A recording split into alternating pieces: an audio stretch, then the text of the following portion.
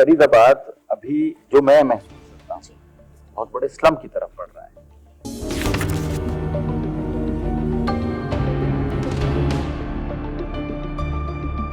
जब मैं फरीदाबाद आया तो मुझे महसूस हुआ कि इस शहर में तमाम समस्याएं हैं और उन समस्याओं को आवाज दी जानी चाहिए।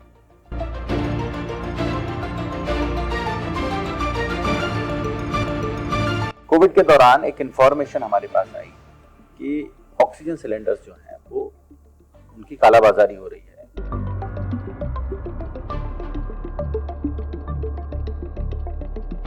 तो ताला तोड़ा गया और तोड़ने के बाद उसमें 80 सिलेंडर ऑक्सीजन सिलेंडर थे और वो उन लोगों तक पहुंचे जो लोग आप कह लें जरूरतमंद थे। तो वहां ही महसूस हुआ कि हमारे किए गए किसी काम से कुछ सांसें तो हम बचा पाए।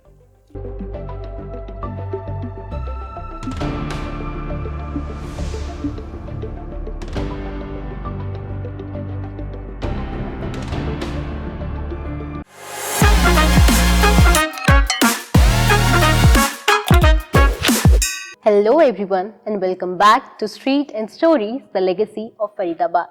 ये एक ऐसा प्लेटफॉर्म है जहां हम बात करते हैं फरीदाबाद के डेवलपमेंट, वेलफेयर इनिशिएटिव्स और उन लोगों की कहानियों के बारे में जिन्होंने इस शहर को असली पहचान दी है। ऐसा ही एक प्लेटफॉर्म जो फरीदाबाद की गलियों से लेकर सड़कों तक हर छोटी बड़ी प्रॉब्लम को आवाज देता है, द वॉइस ऑफ फरीदाबाद।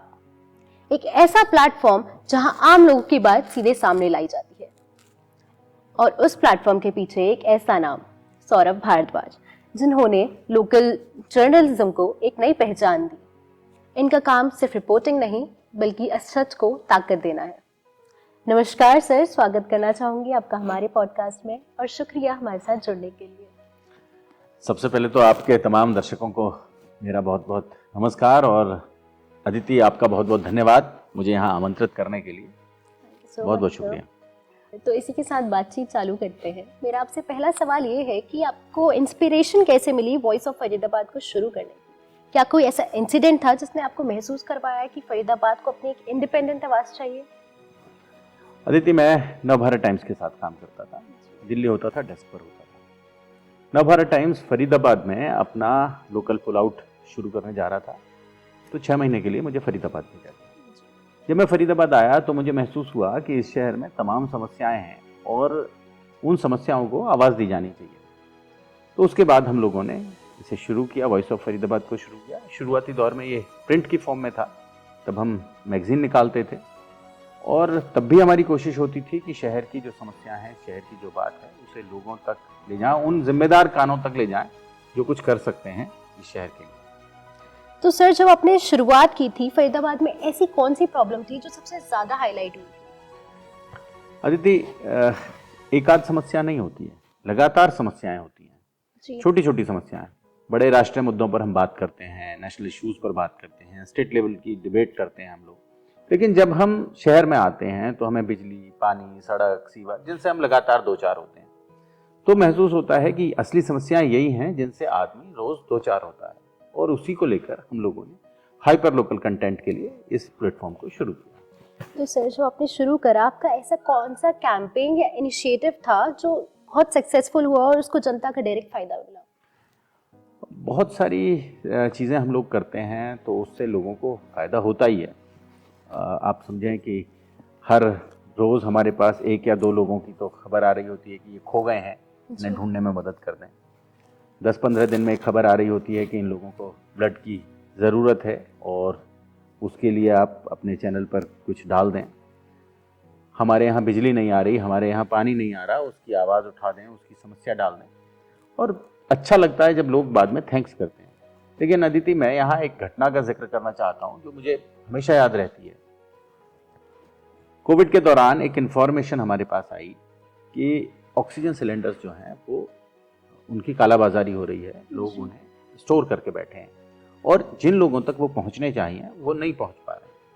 वो इन्फॉर्मेशन आई, हम मौके पर पहुंच गए। जहां वो स्टोर किए गए थे वहां ताला लगा था। अब आप ये सोचें कि हमारे लिए बड़ी समस्या कि हम उसे खुलवाएं कैसे। हमने वहां से अपना लाइव शुरू किया और उस लाइव के साथ जैसे जैसे वो लाइव चलना शुरू हुआ, क्योंकि सब लोग उस समय कोविड के पीरियड में सब लोग घरों में बैठे थे और सबकी निगाहें केवल और केवल अपनी स्क्रीन पर थी। 5300 आंखें, 5.3 के लोग उसे लगातार देखते रहे। 53 मिनट वो लाइव हमारा चला और मौके से चला। उस पीरियड में वहाँ वो जो हमारा लाइव चल रहा था, उस लाइव को देखकर एक स्थानीय विधायक नीरज शर्मा वो वहाँ पहुँचे। उन्होंने डीजीपी को कॉल किया, पुलिस वहाँ पहुँची और मतलब पूरा एक ड्रामा था। ड्रामा भी क्या कहेंगे उससे, एक्चुअली वो तो घटना घट रही थी वहाँ। पुलिस आई, पुलिस ने ताला खुलवाने की कोशिश की, ताला नहीं खुला तो ताला तोड़ा गया और तोड़ने के बाद उसमें 80 सिलेंडर ऑक्सीजन सिलेंडर थे और वो उन लोगों तक पहुंचे जो लोग आप कह लें जरूरतमंद थे। तो वहाँ ये महसूस हुआ कि हमारे किए गए किसी काम से कुछ सांसें तो हम बचा पाए लोगों। जी सर, तो ऐसे ही काफ़ी इश्यूज आपके पास आते होंगे, तो आप उनको वेरीफाई कैसे करते हैं कि वो सच है या गलत इन्फॉर्मेशन है? अदिति, पिछले 25 सालों से पत्रकारिता में हूँ। लोग जब फोन करते हैं जी। तो उनकी आवाज़ बता देती है कि इसकी बताई गई सूचना में सच्चाई है या ये झूठ बोल रहा है। और सबसे बड़ी बात, पिछले लगभग 12-15 साल से हम लोग वॉइस ऑफ फरीदाबाद के साथ हैं, लेकिन इस पीरियड में कभी किसी ने गलत सूचना नहीं। जी सर, और अगर हम ओवरऑल डेवलपमेंट की बात करें फरीदाबाद की, तो क्या फरीदाबाद सही डायरेक्शन में ग्रो कर रहा है या ग्राउंड लेवल पे अभी भी चेंजेस की ज़रूरत है? अदिति, फरीदाबाद अभी जो मैं महसूस करता हूँ, फरीदाबाद एक बड़े कंक्रीट के जंगल की तरफ बढ़ रहा है, बहुत बड़े स्लम की तरफ बढ़ रहा है, क्योंकि यहाँ जिन चीज़ों को, जिन पॉलिसीज़ को लागू किया जाना चाहिए, इम्प्लीमेंट किया जाना चाहिए, वो नहीं हो रही है। और मुझे लगता है कि अगले 5-7 सालों में, मे बी और 10 साल में, ये शहर हमें बहुत बड़ा स्लम नज़र आएगा। जी सर, और अगर इंफ्रास्ट्रक्चर की बात करें तो इंफ्रास्ट्रक्चर के लेवल पे रोड्स, ड्रेनेज, ट्रैफिक या पब्लिक ट्रांसपोर्ट सबसे ज़्यादा इम्प्रूवमेंट की ज़रूरत किस चीज़ में लगती है? वो वाजपेयी जी कहते थे, वो पंक्तियाँ थी उनकी, 3 बुलाए 13 आए, दे दाल में पानी।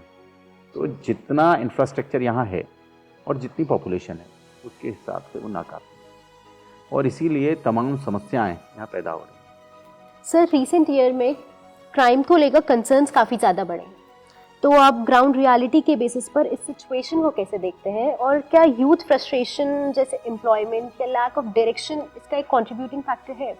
हाँ, पुलिस दरअसल अपना काम सही तरीके से नहीं करती, उसकी वजह से बहुत सारी प्रॉब्लम्स पैदा होती हैं। हम लोग लगातार देख रहे हैं, यहाँ डीजीपी होते थे हरियाणा में, शत्रुजीत कपूर, उनके समय में एक बड़ी समस्या पत्रकारों को खासतौर से देखने को मिली। एफआईआर ऑनलाइन उपलब्ध है, लेकिन मीडिया के लोग उस सूचना को ऐसे ही उठा लेते थे। लेकिन इन्होंने क्या किया, इन्होंने वहाँ रेस्ट्रिक्शंस लगा दी कि आप एक दिन में 2 या 3 से ज़्यादा एफआईआर खोलकर नहीं देख सकते। उससे क्या हुआ, लोगों तक, मीडिया तक जो सूचनाएं जानी थी, अब आप समझें कि फरीदाबाद में, फरीदाबाद जैसा शहर जहाँ एक एक थाने में 3-3 एफआईआर, 4-4 एफआईआर हो रही हैं और 25-30 थानों में जो एफआईआर दर्ज हो रही हैं, उन एफआईआर का वॉल्यूम कितना ज़्यादा है, उसमें से मीडिया के लोगों को छांटना पड़ता था कि कौन कौन सी खबरें हम लें और कौन कौन सा ऐसा क्राइम है जिस पर हम लोग आवाज़ उठाएं ताकि पुलिस उस पर कोई कार्रवाई करे। लेकिन उसमें क्या किया गया, उसमें वो रिस्ट्रिक्शन लगा दी गई, आपको वो एफआईआर खोलने के लिए ओटीपी लेना है, अपना मोबाइल नंबर डालना है, अपना आधार नंबर डालना है और उसके माध्यम से आपको ओटीपी आएगा, और वो भी 2 या 3 से ज़्यादा आप नहीं खोल पाएंगे। तो उसका माध्यम केवल ये था कि आप क्राइम को रोकना नहीं चाह रहे, क्राइम को छिपाना चाह रहे हैं।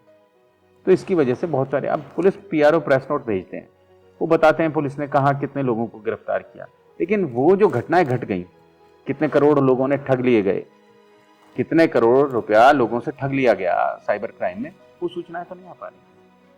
तो हमें ये लगता है कि ये जो सूचनाएं हैं, जब तक लोगों तक नहीं जाएंगे, तब तक एक तो लोग अवेयर नहीं होंगे। दूसरी बात इसी सवाल में एक और जुड़ी हुई थी कि यूथ किस डायरेक्शन में आप देख, यूथ के पास रोजगार नहीं है, यूथ के पास स्किल नहीं है, यूथ के पास ना तो रोजगार है ना यूथ के पास स्किल है। ऐसे में यूथ कैसे अपने आप को सरवाइव करेगा इस 140 करोड़ के देश में? लगातार पॉपुलेशन बढ़ती चली जा रही है। लगातार ह्यूमन रिसोर्स की जो कीमत है वो घटती चली जा रही है। 10 साल पहले जितने पैसे में ड्राइवर मिलता था, 2-4 हज़ार रुपये फालतू में, आज भी ड्राइवर उपलब्ध है। क्यों? क्योंकि लगातार लोग आ रहे हैं। तो ऐसे में जब तक चीज़ों को सही डायरेक्शन में नहीं ले जाएंगे हमारे नीति निर्माता, तब तक मैं नहीं समझता कि इस देश में या फरीदाबाद में खासतौर से भला होने वाला है। तो सर, जैसे आपने बोला एफआईआर्स भी ऑनलाइन होने लग गई है।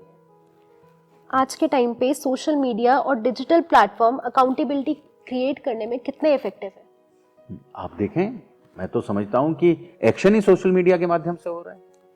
जो खबरें चल जाती हैं, जिन खबरों का हल्ला हो जाता है, लोग जिन पर अभी आपने देखा नोएडा का पूरा प्रकरण था, गाड़ी डूबी तो जाके पूरे देश में हल्ला हुआ, तो जाके लोगों ने अकाउंटेबिलिटी तय करने के बारे में सोचा, वरना कहाँ चर्चा होती। सौरभ जी, आप फरीदाबाद के यूथ को किस डायरेक्शन में देखते हैं? फरीदाबाद में जो युवा हैं वही आगे की दिशाएं निर्धारित करेंगे। बहुत तेजी से बहुत टैलेंट आ रहा है, लेकिन समस्या ये है कि उनके पास करने के लिए कुछ नहीं है।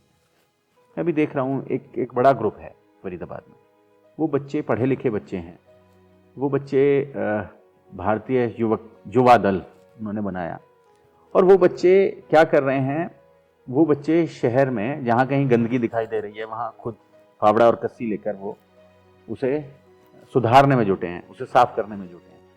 आप सोचें, यूथ जिसके पास दूसरा काम है, जो दूसरा काम करे तो कोई प्रोडक्टिविटी आए, कोई फायदा हो, लेकिन उसको गंदगी दिखाई दे रही है तो उसे खुद झाड़ू और कस्सी उठानी पड़ रही है। आप समझें, जो लोग इसके लिए निर्धारित हैं वो लोग ये काम नहीं कर रहे। ऐसे में ये महसूस होता है कि जब युवाओं को इतनी सारी समस्याएं नजर आएंगी तो कहीं ना कहीं कुछ तो करेंगे ही, अपनी चीज़ों को साफ करने के लिए कुछ तो करेंगे।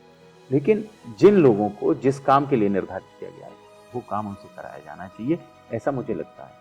तो ये जो युवा है, हमारा जो ह्यूमन रिसोर्स है, वो देश के विकास में एक बड़े इंजन के रूप में काम कर पाएगा, ऐसा मुझे लगता है। सौरभ जी, जैसे आपने बोला युवा काफी सही डायरेक्शन में जाता हुआ दिख रहा है, तो अगर आपको पॉलिसी लेवल सजेशन देना हो जो यूथ को पॉजिटिवली इम्पैक्ट करे, वो क्या होगा? पॉलिसी, हालांकि सरकार इस पर सोच भी रही है और कर भी रही है काम, लेकिन अभी जितना काम होना चाहिए वो उतना काफ़ी नहीं है।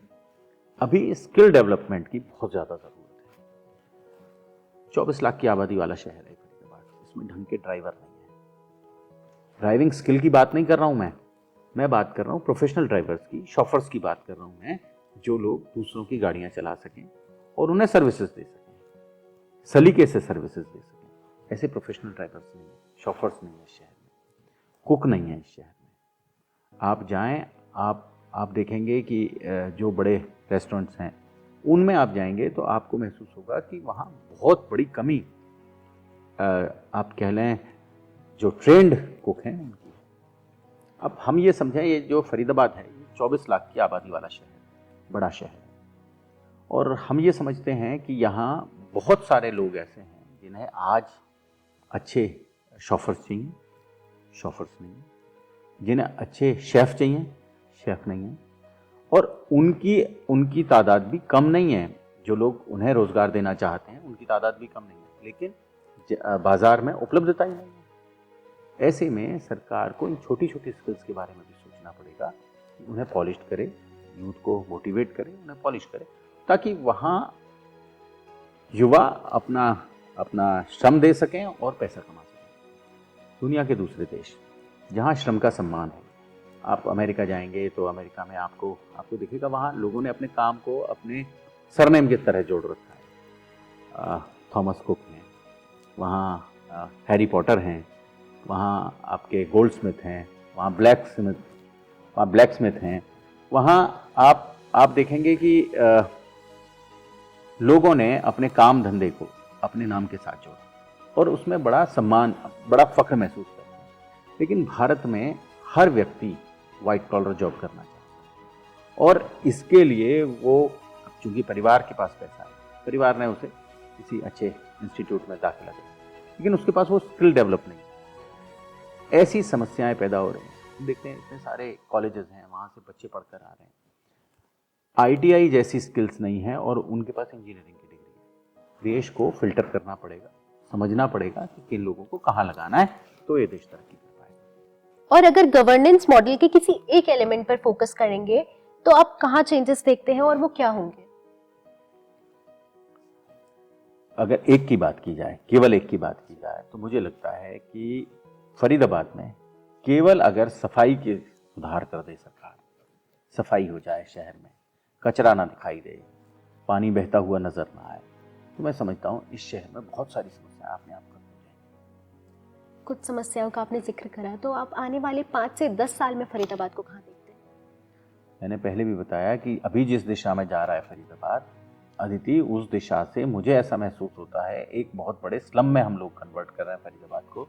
अगले 5 से 10 सालों में एक बहुत बड़े स्लम में, एक मलिन बस्ती में कन्वर्ट हो जाएगा ये शहर। तो सर, आप फरीदाबाद के लोगों को क्या मैसेज देना चाहेंगे सिटी को बेटर बनाने के लिए? आपके पास मौका होता है, 5 साल में एक बार मौका होता है, आप वोट करते हैं और वोट करने के बाद अपने प्रतिनिधि चुनते हैं। अच्छे लोगों को चुनिए, ऐसे लोगों को चुनिए जिनके पास कोई विजन है, तो आप इस शहर का डेवलपमेंट करवा पाएंगे। क्योंकि अधिकारियों को हम नहीं बता पाते, अधिकारी हमारी सुनना भी नहीं चाहते, क्योंकि ना तो उसकी ट्रांसफर हमारे हाथ में, ना उसकी पोस्टिंग हमारे हाथ में। लेकिन जो उन अधिकारियों को नियंत्रित करते हैं लोग, उन्हें हम चुन सकते हैं। तो अच्छे लोगों को चुनिए, सच्चे लोगों को चुनिए, ये मेरा।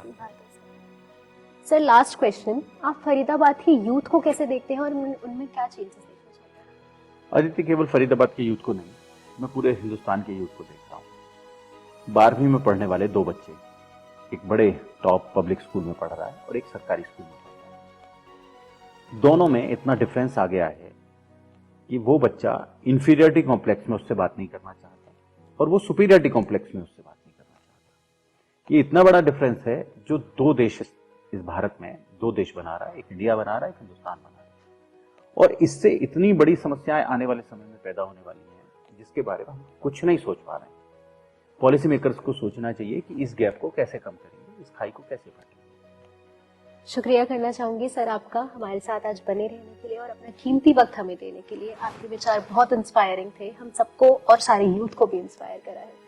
अदिति, बहुत बहुत धन्यवाद मुझे यहाँ आमंत्रित करने के लिए। आपके तमाम दर्शकों को भी बहुत बहुत शुक्रिया। Thank you. आप सभी ऑडियंस का भी बहुत बहुत धन्यवाद हमारे साथ जुड़े रहने के लिए। Stay tuned for more such episodes and do like, share, comment and subscribe our channel.